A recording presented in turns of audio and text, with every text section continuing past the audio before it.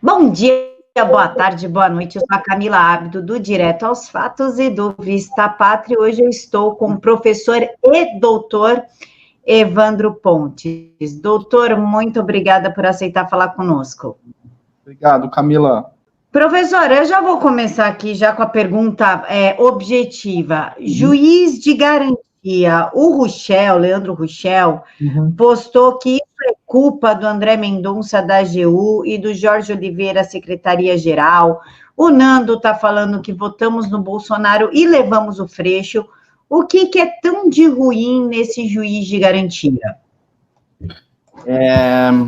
Eu não vou fazer o comentário sobre o aspecto político, porque acho que não dá tempo. Daqui 15 minutos eu estou no Crítica Nacional, desculpa fazer jabá do outro canal aqui, mas eu vou ter umas 2 horas lá, eu posso explicar essa questão política.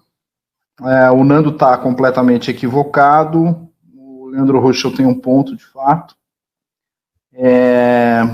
Mas vamos direto ao ponto a respeito do que é o juiz de garantia. Tá?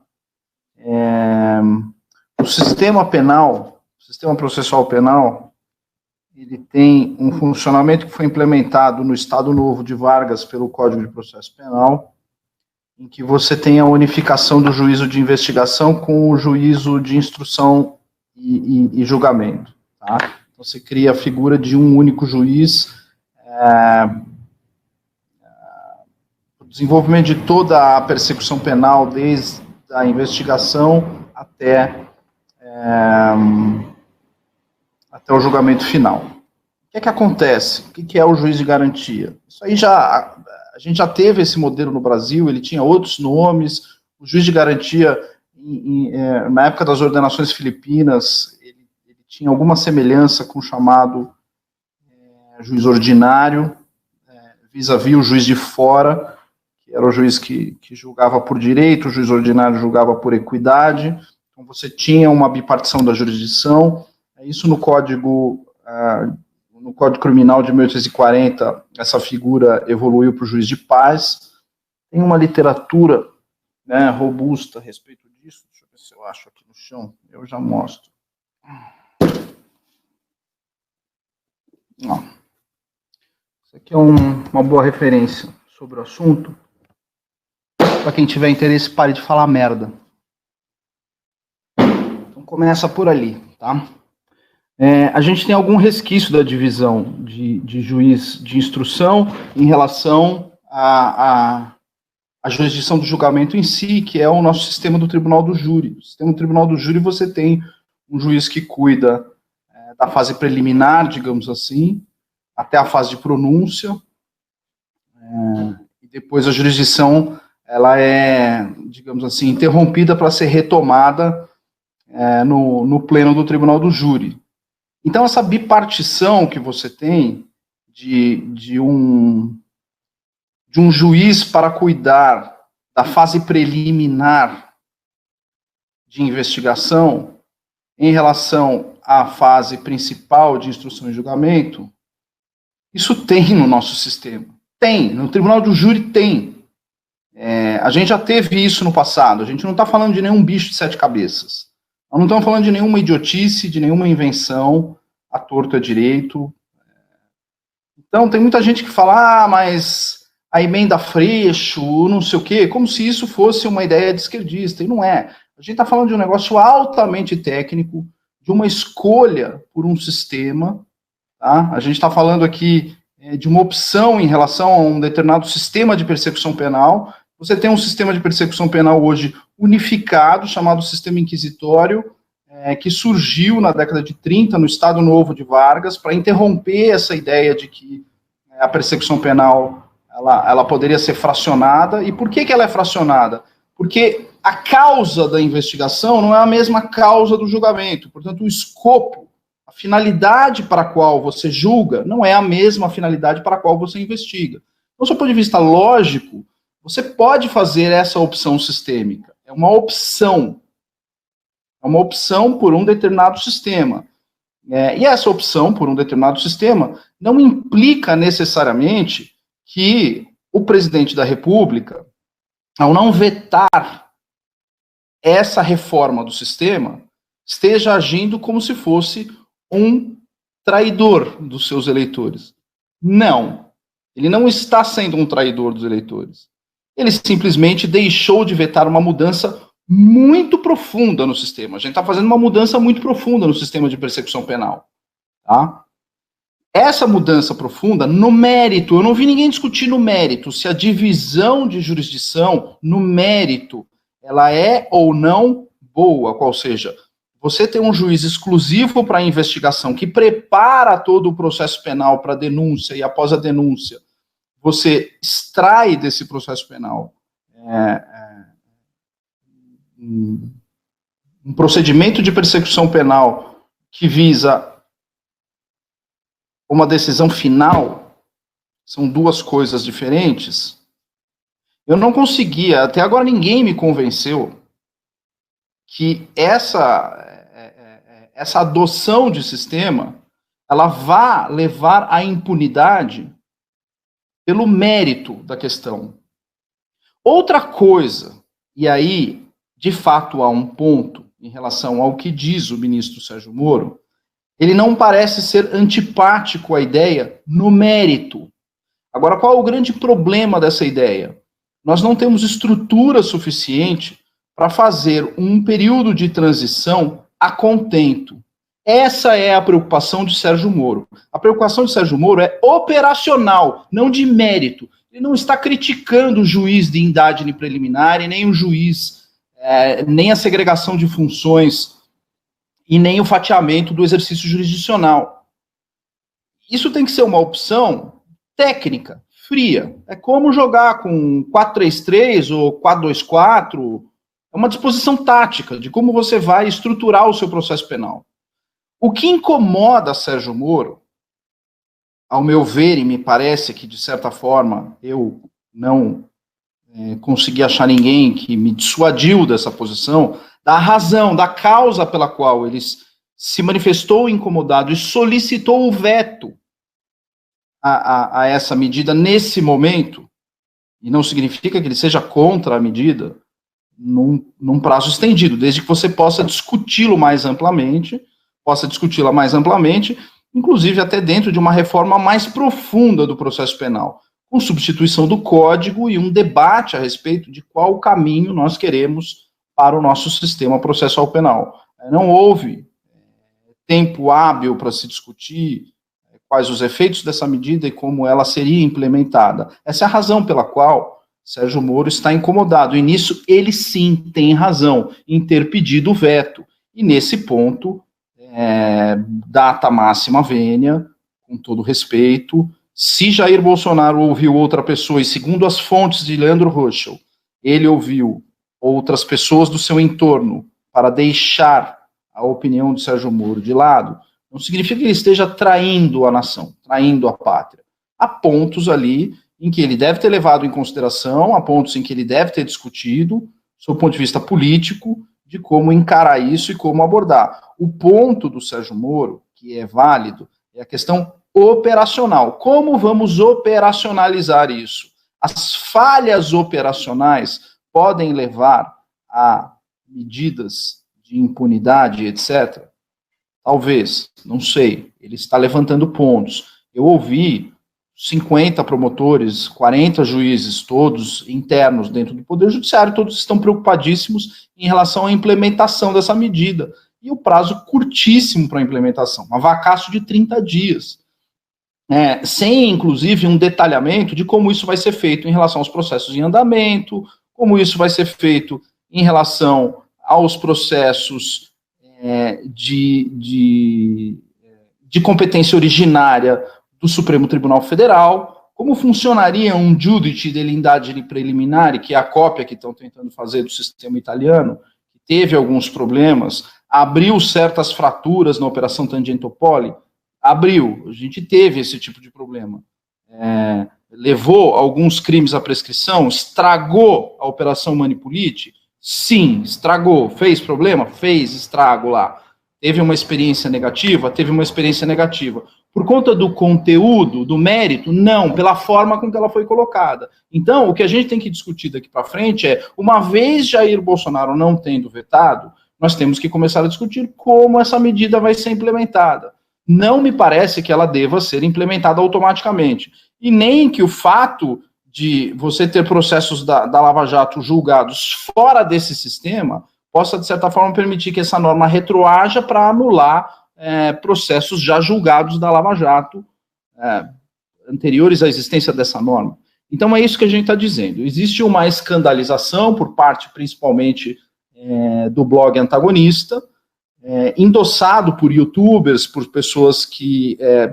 eu nem sei se tem formação universitária, são pessoas que não têm formação universitária, nunca pisaram numa universidade na vida, nunca prestaram vestibular na vida, mas tem ali, digamos assim,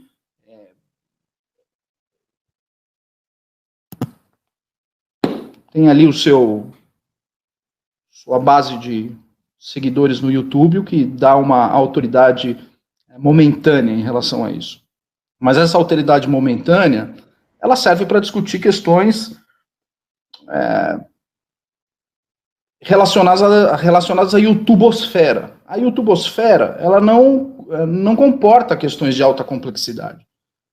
Você precisa de uma experiência, de uma janela de 20, 30 anos, sentando com o cliente, soltando o réu, pedindo pelo amor de Deus para o juiz, despachando e etc., fazendo um mestrado, um doutorado, indo até Brasília, acompanhando códigos, processos e etc. Até aí a gente já está começando a falar de um outro nível de discussão, que não cabe nessa YouTubosfera, a ponto de você extrair conclusões dizendo assim, compramos um Bolsonaro e ganhamos um Freixo. Há um segundo problema em relação a isso, que eu sempre critiquei, é um problema que fica aqui aberto, é a incapacidade que a direita tem de legislar. A direita tem problemas, realmente, em relação ao processo legislativo. Agora estão pagando aí, ó. Como é que pode a gente ter 50 e poucos deputados? Mas a gente tem aí uma base razoável de deputados, e aí pega um cara como o Freixo, ganha relatoria de um partido de merda como o dele, que é um partido de merda. O PSOL é um partido de merda, com meia dúzia de deputados à disposição. E o cara, com meia dúzia de deputados, faz esse estrago todo. Né? Como é que a gente permite isso no nosso processo legislativo, que um cara tome conta de um processo como esse e encampe uma ideia que, repito, a ideia de uma segregação da jurisdição, ela não é uma ideia ruim, ela é uma ideia que precisa ser melhor discutida, melhor aproveitada, melhor trabalhada. Há outros pontos no projeto que também precisavam ser melhor discutidos, como o problema da cadeia de custódia. O problema da cadeia de custódia é fundamental, é um ponto interessantíssimo. É um problema bastante querido, bastante caro à esquerda, mas a gente tem que discutir isso com uma profundidade maior, buscando a efetividade plena do processo penal. Há várias coisas que foram discutidas e foram inseridas pela esquerda nesse projeto, e com uma redação absolutamente canhestra. A redação é ruim. Quer dizer, quando você vai ler os artigos, você fala, isso aqui não vai funcionar, isso aqui tem um problema, a gente tem um problema de implementação, tem um problema operacional, que é exatamente o que o Sérgio Moro viu. Entendeu? Então, a gente tem digamos assim, algum problema ali, problema, não digo, uma preocupação operacional em como operacionalizar essa ideia, que não é uma ideia que pode ser descartada de plano, as pessoas nem sabem o que é isso. Mas como é que você vai descartar esse negócio de juiz de garantia se você não sabe nem o que é um juiz? Não sabe nem o que o cara faz, nunca viu uma sentença na vida, nunca fez uma audiência na vida, juiz de garantia, eu não gosto. Ele nunca fez uma audiência na vida, nem sabe o que está falando. Sabe? Então, esse tipo de gente, a gente precisa ter um pouco de cuidado, né? Esse blog com jornalista mal informado, com gente formada em YouTube e tal, não é o tipo de discussão séria que tem que ser levada adiante. A gente está falando do nosso país, né? A gente está falando de coisa séria, não estamos falando de brincadeira aqui. Então, basicamente, Camila, o que a gente está falando, existe uma ideia que não é uma ideia ruim, é uma ideia que merece atenção e merece, sim, debate. Ela não recebeu o foro adequado para esse debate. O processo legislativo, por exemplo, na reforma da Previdência, nota 6,5 para 7. Eu acho que a nossa base parlamentar foi muito bem na reforma da Previdência. Já nesse projeto do pacote anticrime do Sérgio Moro, foi nota 3. os nossos parlamentares não se saíram bem. E, de certa forma, se deixaram engolir pela esquerda. Fizeram, digamos assim, um serviço de qualidade não esperada. Ao encarar a situação dessa forma, com esse serviço, digamos assim, de menor qualidade, a gente está aí com alguns efeitos sobre a mesa que a coisa foi raquetada para a mesa do presidente da República, e ele, de certa forma, fez alguma opção de bastidores. Ele não é uma pessoa de ouvir um ou dois, eu tenho certeza que ele ouviu todo mundo, ele pesou, colocou na balança quais os efeitos técnicos, jurídicos, políticos, etc., e optou por, digamos assim, permitir que já se dê início a essa reforma brusca no nosso processo penal. Não estava na pauta, não é um negócio que estava na pauta, não está no programa não está no plano de governo Bolsonaro, né? Então foi uma concessão, de fato. Agora, a causa para que essa concessão tenha sido feita, a gente desconhece. E, last but not least, não estamos falando de uma concessão em que a gente vai, meu Deus do céu, estamos jogando o país por água abaixo, agora. Não é nada disso. Esse tipo de alarmismo é um alarmismo infantil, incoerente, e de gente que nunca viu um cliente na vida. Professor, só para a gente finalizar, a gente pode dizer que, então, é o fim da Lava Jato? Então, vamos lá. A Lava Jato, ela sofre pressão e sofre bombardeios já há muito tempo. Eu dei uma entrevista para a Ana Paula Henkel, que é a Ana Paula do vôlei para o Estadão. A entrevista, inclusive, desapareceu, foi apagada do Estadão, porque ali eu já havia vaticinado que nós temos um problema muito mais profundo. Eu estudo o problema da corrupção da inteligência jurídica há 20 anos, mais ou menos. Eu sei como é que funciona esse negócio dentro dos bastidores.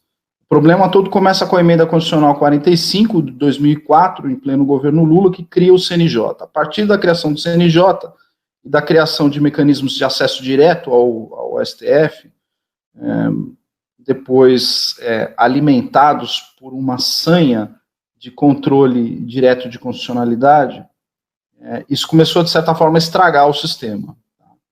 Esse sistema ele foi mais profundamente estragado com as trocas que foram feitas no STF e a colocação de juízes de linha progressista. Hoje o STF é uma corte progressista, de esquerda, só tem juiz de esquerda lá. Tá?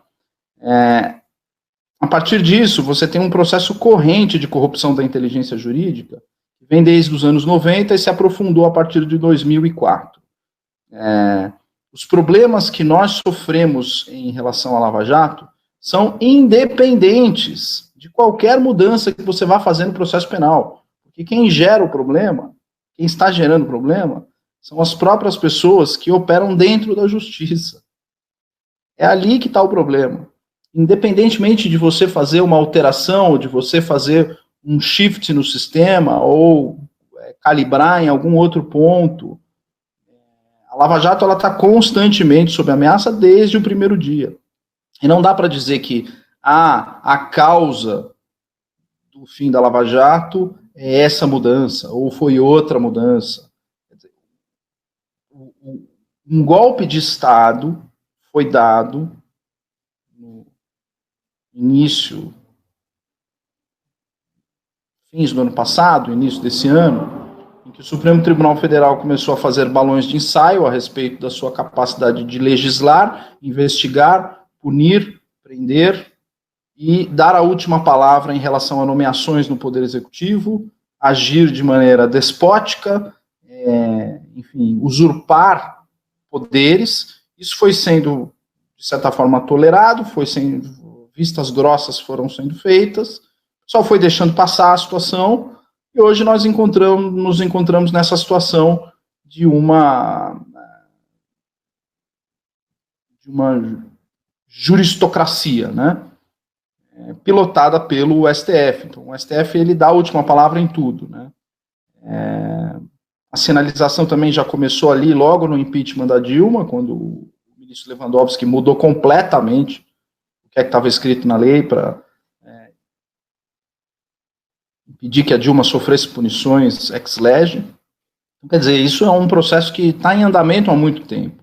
O fato de você mudar uma coisa, extinguir, vou criar o juiz de garantia, eu vou agora fazer, tem audiência de custódia, agora eu vou fazer uma audiência de super custódia. Nada disso é causa imediata do fuzilamento da Lava Jato. A causa imediata do fuzilamento da Lava Jato é exatamente esse golpe que foi dado, transformando o STF, digamos assim, na última instância decisória do país. O presidente da República é um marionete, o legislativo é outro marionete, quem manda no país é o STF, portanto, tanto faz se você tiver ou não juiz de garantia, não tiver juiz de garantia, mudar ou não mudar. O STF vai lá, num determinado momento, numa canetada, e ele arruma uma causa qualquer. Ele vai inventar uma causa que é conveniente para eles, de alguma forma. Eu tenho essa causa aqui e tal. Com as causas de origem na mão, eles podem fazer o que quiser, até legislar, criar crime de racismo racismo por analogia, né, crime de homofobia por analogia ao racismo, criar pena, fazer devassa na casa do Edson Salomão, eles fazem o que eles querem. Agora, isso não é porque a gente tem uma reforma no processo penal, ou porque foi feito isso, porque foi feito... A causa é outra. O problema do Supremo Tribunal Federal é outro. Então, assim, o fim da Lava Jato está diretamente ligado ao problema que nós temos de golpe de Estado que foi dado pelo Supremo Tribunal Federal. A causa é outra, não é essa daí. Então, não dá, a gente, agora acabou a Lava Jato, agora acabou. Não. A Lava Jato já está sob ameaça constante há muito tempo. Né? Isso vai sendo feito ao longo do tempo. Um dia dá uma arquivadinha numa coisa, outro dia dá uma arquivadinha em outra. Um dia arquiva a Gleisi, outro dia arquiva o Paulo Bernardo, outro dia arquiva o do Rodrigo Maia, e aí vai, dá uma arquivadinha aqui, dá uma arquivadinha ali, e tal, e até agora nada, nenhuma denúncia, nada, nenhuma satisfação está sendo dada à sociedade em relação aos processos de Lava Jato que correm originariamente no STF, né? Um ministro do Supremo Tribunal Federal que cuidava da causa faleceu, né? Um acidente de avião, enfim, a gente tem várias questões aí que envolvem o papel do Supremo Tribunal Federal como agente principal do fim da Lava Jato, não Bolsonaro, Moro, Glenn Greenwald, o que quer que seja. O agente principal do fim da Lava Jato é o próprio Supremo. Pessoal, esse é o professor doutor Evandro Pontes. Agora ele vai lá para o Crítica Nacional para fazer uma análise mais aprofundada. Professor, muito obrigada por atender a gente. Feliz Natal e desculpa o mau humor, mas hoje eu estou bem mal-humorado. Eu queria entrar aqui sorrindo, com piada, mas não é o caso hoje. Hoje eu estou bem mal-humorado, apesar do Natal, essas coisas. Estou bem mal-humorado hoje. Desculpa, Camila. Imagina, pessoal, muito obrigada. Oi? Queria estar bem-humorada como eu estava naquele dia no jantar dos Maves. Ali eu estava bem-humorado, estava tranquilo. Mas hoje eu estou bem mal-humorado. Falar em Maves, eu vou soltar o vídeo daqui a pouco. Vai soltar o vídeo? Daquela edição. Vou daquela edição para o pessoal conhecer o que vai ser o Maves. Beleza. Pessoal, muito obrigada por nos acompanhar até aqui. Fiquem todos com Deus. Obrigado.